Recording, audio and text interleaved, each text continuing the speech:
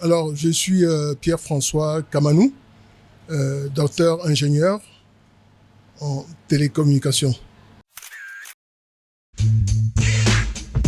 J'ai donc créé Global Telecom Service il y a de cela près de 20 ans en France, avec une vision de devenir un opérateur de téléphonie virtuelle pour accompagner les entreprises dans la digitalisation de leur communication. Donc, c'est comme cela que GTS Cameroun a été créé également en 2002 et a obtenu la première licence de service de télécommunication à valeur ajoutée. La particularité de notre structure, en réalité, c'est une structure qui permet de fournir les numéros virtuels, les numéros fixes virtuels sur les plateformes de communication, les plateformes TIC que les entreprises doivent aujourd'hui utiliser dans leur digitalisation et qui permet d'identifier les entreprises avec un numéro. Vous savez, aujourd'hui, les abonnés mobiles sont identifiés avec un numéro mobile, ils peuvent communiquer, ils peuvent transférer de l'argent. C'est parce que chaque numéro identifie la personne à l'autre bout du réseau qu'on ne voit pas, mais on l'identifie avec son numéro. Et malheureusement, aujourd'hui, les entreprises ne sont pas identifiées avec un numéro.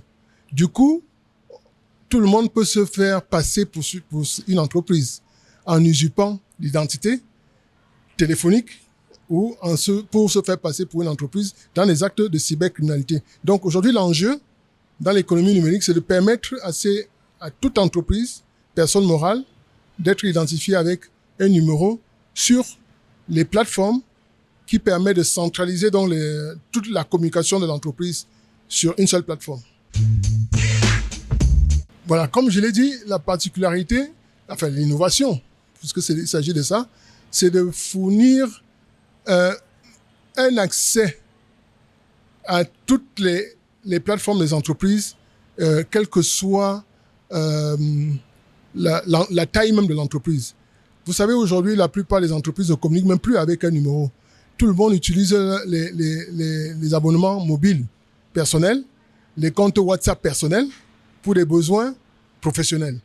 Du coup, ça expose l'entreprise à un risque d'usurpation d'identité, comme je l'ai dit. Donc, la particularité, comme je l'ai dit ici, c'est de ressusciter la téléphonie fixe, d'ailleurs, qui est en train de disparaître, mais de la faire évoluer dans le numérique.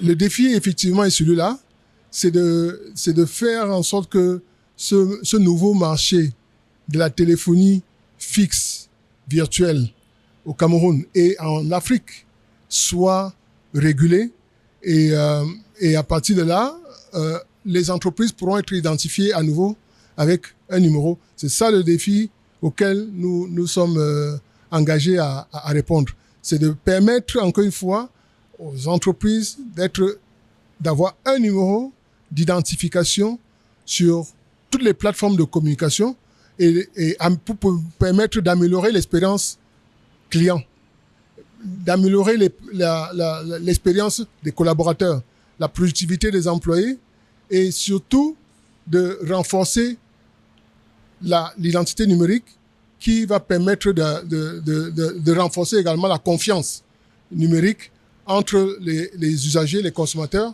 et les entreprises qui fournissent des services à travers les plateformes de communication, les plateformes numériques. Alors, les jeunes entrepreneurs, déjà avant d'être jeune entrepreneur, il faut déjà qu'il ait une vision, qu'il sache ce qu'il veut faire. Est-ce qu'il est motivé? Est-ce qu'il a envie de se lancer? Parce que l'entrepreneuriat, c'est un chemin extrêmement difficile, parsemé d'obstacles. Et il faut qu'il ait assez de force et qu'il ait une conviction forte sur ce qu'il veut faire pour pouvoir être sûr de pouvoir arriver au bout et d'acquérir d'abord des compétences avant de pouvoir, dans son métier, dans ce qu'il veut faire. Il faut qu'il soit compétent. Donc, ça ne sert à rien de se précipiter. Il faut vraiment avoir tous les éléments avant de se lancer dans l'entrepreneuriat.